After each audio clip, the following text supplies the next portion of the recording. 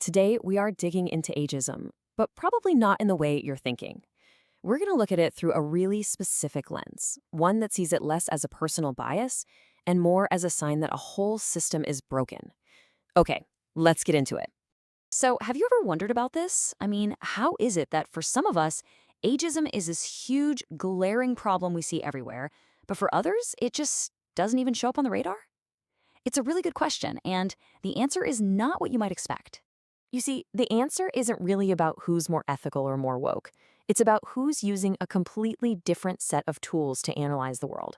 We're about to explore how, for one particular mindset, noticing ageism isn't just seeing prejudice, it's like picking up on a secret signal of a much bigger problem. And this, right here, is the absolute heart of it.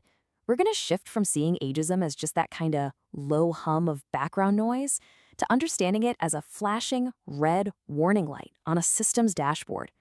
A light that's screaming about structural weakness and a lack of flexibility. It's a total perspective flip. So how can we be so sure about this? Well, the evidence actually starts with one single, kind of surprising piece of data from a global study. It connects the simple act of noticing ageism to a very specific way of thinking. You guessed it, the clue is in the numbers. At the center of this whole mystery is this one little number, plus 0.0787. Now, I know it doesn't look like much, does it? But believe me, this is the key that unlocks the entire puzzle. So what in the world does it connect?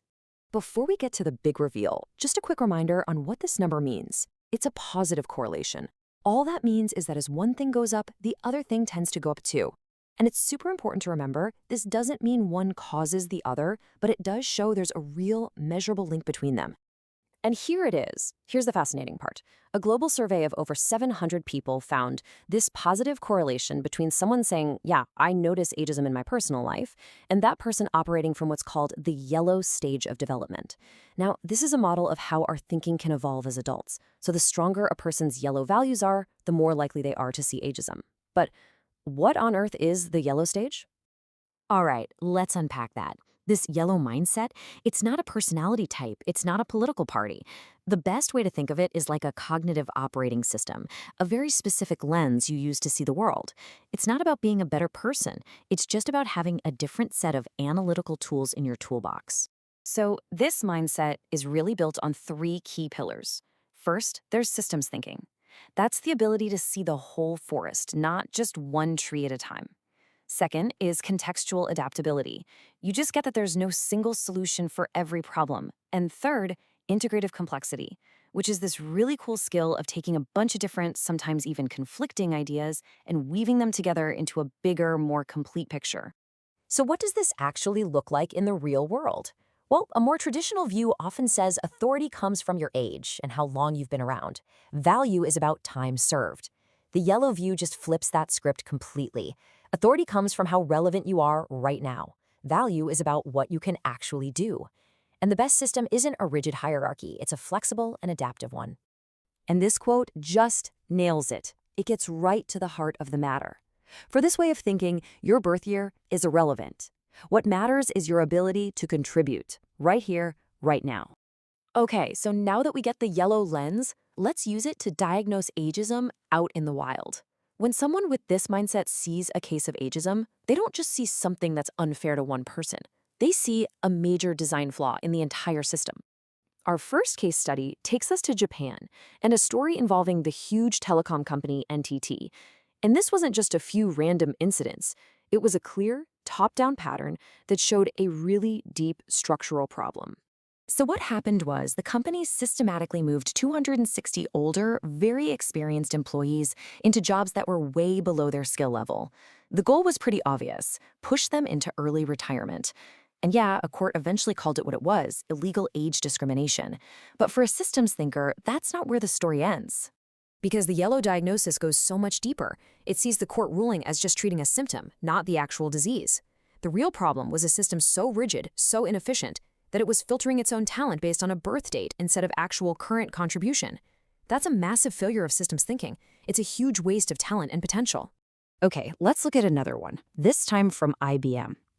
And here, ageism was actually dressed up in the language of innovation, of progress. It was framed as a necessary digital transformation. So, in 2020, an investigation found this pattern of mass layoffs that was pretty clearly targeting employees over 50. They were being systematically replaced by younger, cheaper workers, all under this big banner of becoming a more modern, forward-thinking company. But the yellow diagnosis sees right through that logic. This isn't progress, it's fragility. It's weakness disguised as renewal.